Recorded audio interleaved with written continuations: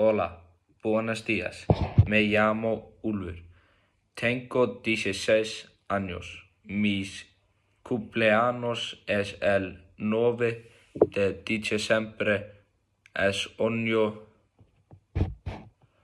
otoño y me gusta el otoño porque hace fresco.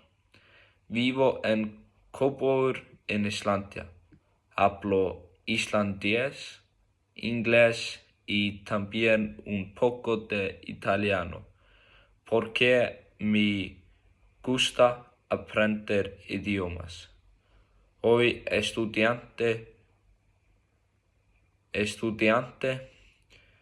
estudio en escuela secundaria. Me gusta la escuela, especialmente el inglés y la educación física. Mi color favorito es el negro.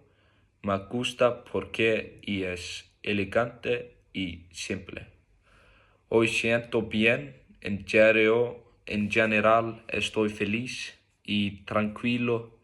Me va bien en escuela y estoy contento con mis estudios.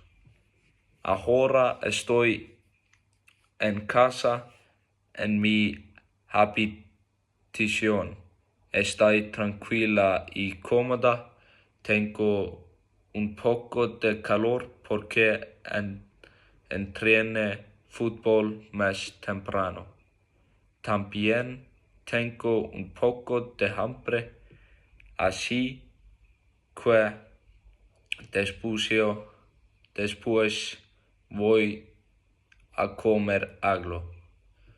Entreno fútbol varias veces semana, juego con mi equipo y practicamos mucho. Me gusta correr y jugar partidos. Es divertido